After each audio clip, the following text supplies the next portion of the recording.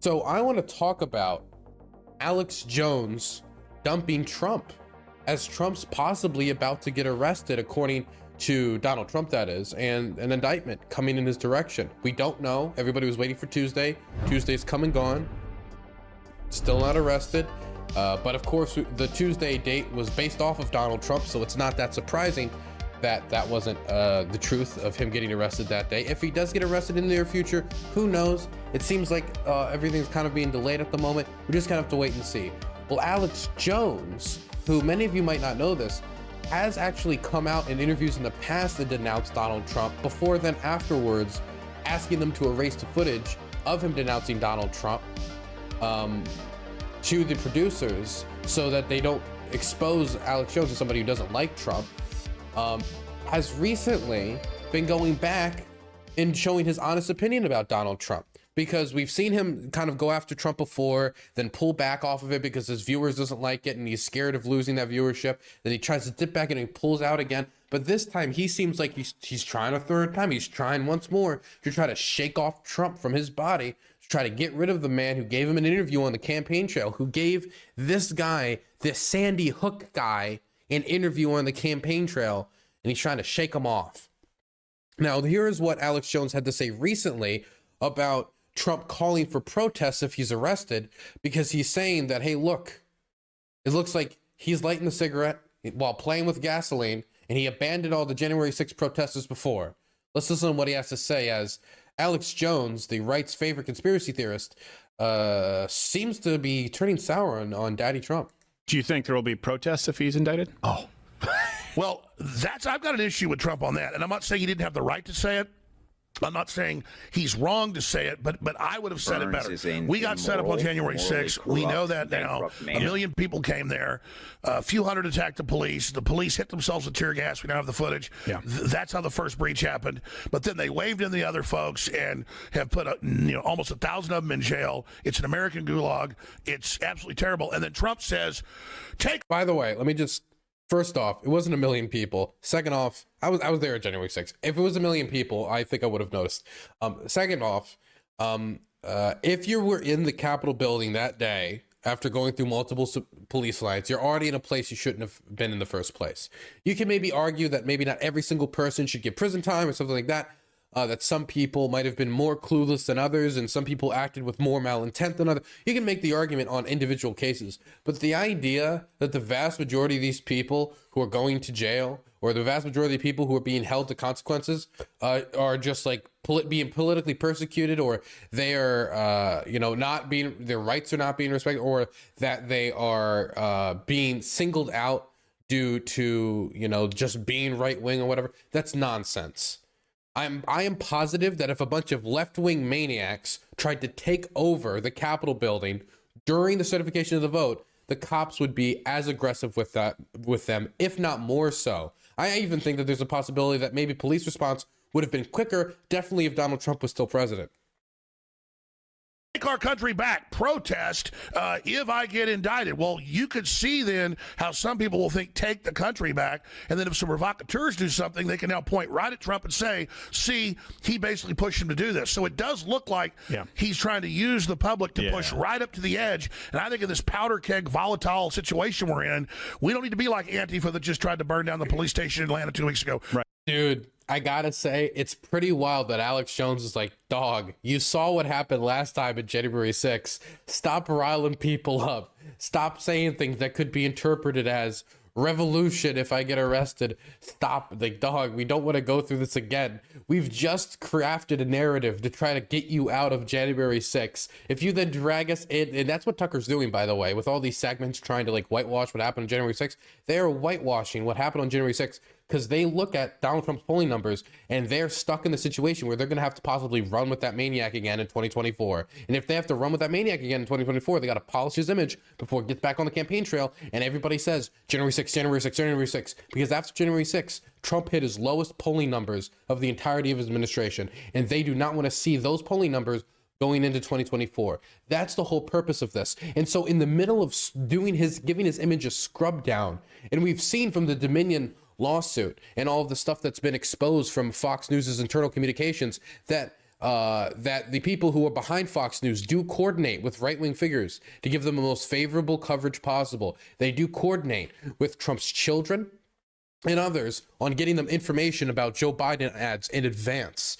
We have this whole operation going on to scrub his image. The last thing they need is a second January 6th, where people say January 6th didn't just happen one time, it happened 2 times.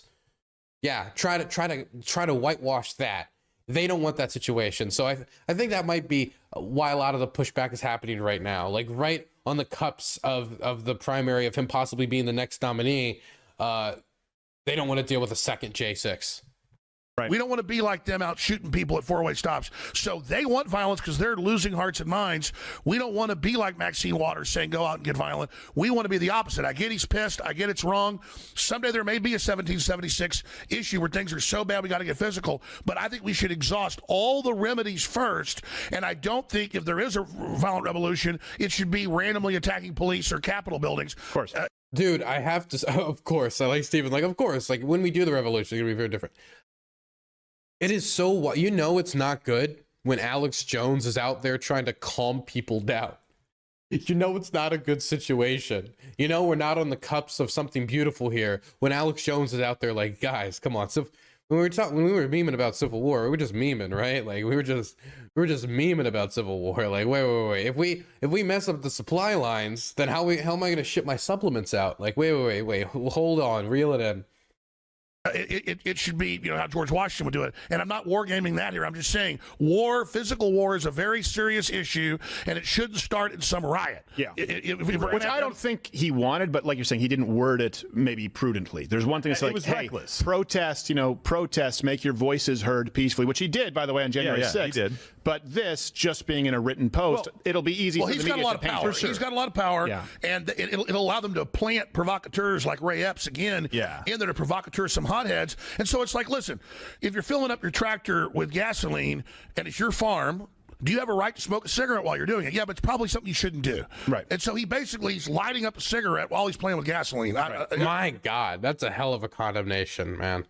And he's not wrong. He should be a lot more careful with his messaging, especially considering what happened last time when he did this type of messaging about, you know, oh, dictatorship is coming, you know, I'm being persecuted, and the election was stolen. People believed him, and then they acted as if he was telling the truth, and that led to this Capitol being stormed.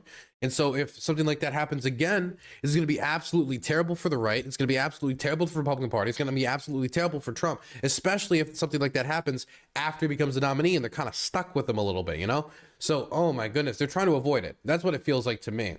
I do want to make sure, though, that we don't allow Alex Jones to look too reasonable and for you guys to be like, oh, this guy's cool, this guy's awesome. So I do want to take a moment to be like, this guy is still Alex Jones. And recently on his program, when talking about how, you know, the ICC warrant is out for Putin and talking about how close it is to Trump possibly getting arrested, he's saying that it's coordinated in some way. And then he describes what Russia did with Ukrainian children as the evacuating of children from a war zone, when those children were kidnapped, as the ICC inquiry talked about, as the UN probe talked about, and why he has an arrest warrant out for himself in the first place, is because he tried to kidnap children. And he's trying to describe it as the evacuation of children from a war zone, even though they didn't just take the children from Ukraine. They took the children from Ukraine, deported them to Russia.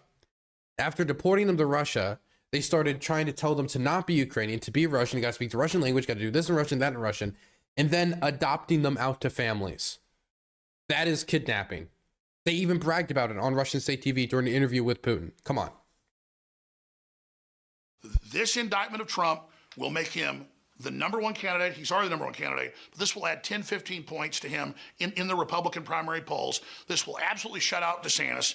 So you have to ask yourself, if this is assured, like Elon Musk said, to win Trump the presidency in 2024 in a landslide, why on earth will the system be doing it? Because they're scared. It's the same reason the UN just indicted Vladimir Putin for evacuating children from a war zone, something that happens in every major war. It's not true that in every major war that they send Russian soldiers to go to orphanages and they keep searching orphanages over and over after The orphanage staff tries to hide them in buildings. They take the children, round them up against their will, deport them to a foreign country before trying to erase their culture and then adopting them out to families. Not in their home country, not in the country of their culture, but just forcibly doing this whole process. As local orphanage staff is telling them actively not to and being like, trying to hide the children. It is not usually the case that we need to go out there and find, like, if you're going out there and it's all about evacuating children, keeping children safe, why are the children hiding from you? That's not a good sign if the children are hiding from you and you're like, we're here to save the kids, and the kids are like, ah, and they're running away. That's usually not a good sign. Including in England during World War II, including in Russia during World War II as well. So within a matter of days, in fact, it was Friday that both Trump got the news he'd be indicted and that Vladimir Putin was indicted. So whether you love Trump or hate Trump, whether you like Putin or hate Putin, you have to understand this is part of the same globalist system that is moving against leaders. So you're saying that the ICC, the International Criminal Court, an organization that the United States is not even a party to, we're not even a party to the ICC. We have something called the Hague Invasion Act that is specifically to invade the International Criminal Court if they end up detaining any Americans, that American government is coordinating with the ICC to arrest Putin at the same time that they're trying to arrest Trump. I'm sorry, like, you got to provide a shred of evidence for something like that. Oh, wait, sorry, Alex Jones. Forgot for a moment. They believe are not in line with their operations. Okay, so the reason I bring this up after looking at the last segment is just to say that no matter how funny Alex Jones is, as he like acts like a schizophrenic on an internet show for views and clicks and does what he does, he says it's a character. He says this in his during his court proceedings, even though afterwards he's like, no, I'm real. Alex Jones uses real-world tragedies, whether it be the Sandy Hook shooting or the kidnapping of Ukrainian children from their homeland, in order to make money by lying about them. And that is very terrible for these crimes that are actively trying to get attention on the world stage. He would rather, after complaining about child trafficking and complaining about all these globalists drinking the adrenochrome and you know, doing all this supposed care for the world's children, then there's an instance of a world leader organizing the kidnapping of thousands of children from another country, and the so-called warrior for children comes out and endorses it. Absolutely reprehensible. This man believes nothing. My goodness, that's enough of that.